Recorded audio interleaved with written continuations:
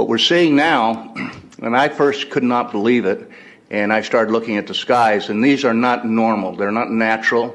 There's something going on. I don't know who it is or why they're doing it.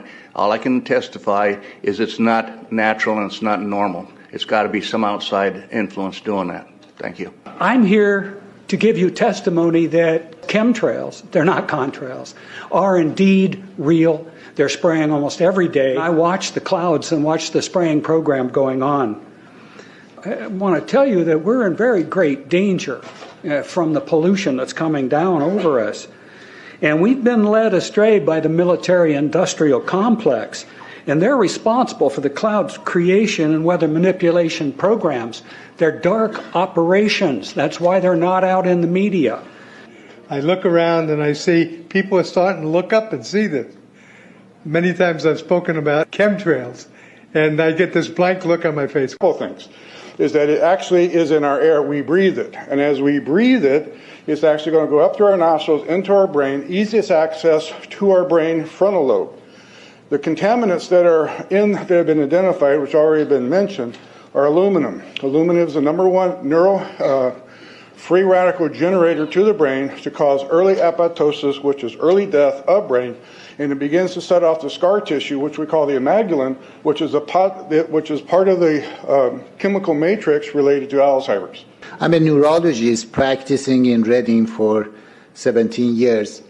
And in the past 5 years, I have seen the number of patients with Alzheimer's disease, Parkinson's, and other neurodegenerative diseases tremendously increase, almost quadruple. I became interested in chemtrails about 8 years ago when I was in Hawaii, and the Hawaiians are really being... You want some figures? Okay, latest water tested the rain. 13,100 micrograms per liter of aluminum in the rain in 2013. Normally, it should be 0. So 13,100 is pretty damn much, folks. It used to be 0. Then it was 100s in the 2000s. And then since 2010, it's into the 1,000s and the latest 13,100. In the snow on Mount Shasta, pristine Mount Shasta, 61,000 micrograms per liter, 4 times the amount that is found in the soil up there. Where in the hell is this stuff coming from if it's not coming from the soil? We have clouds in the sky we've never seen before. Almost every day I'm seeing clouds I've never seen before. And NASA has been even named a few of these new clouds.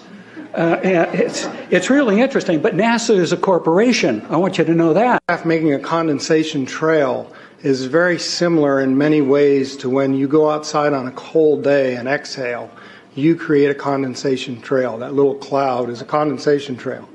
Now, if you take a 2-mile walk on a cold day and you can turn around and you can see your condensation trail tracking all the way back for 2 miles. That's how crazy it is to think that what we're looking in the sky is actually condensation trails. The contrails, not the chemical, the contrails occur because of cold air, minus 30. It takes high altitude, around 30,000 feet plus. There's carbon dioxide and water vapor in that exhaust.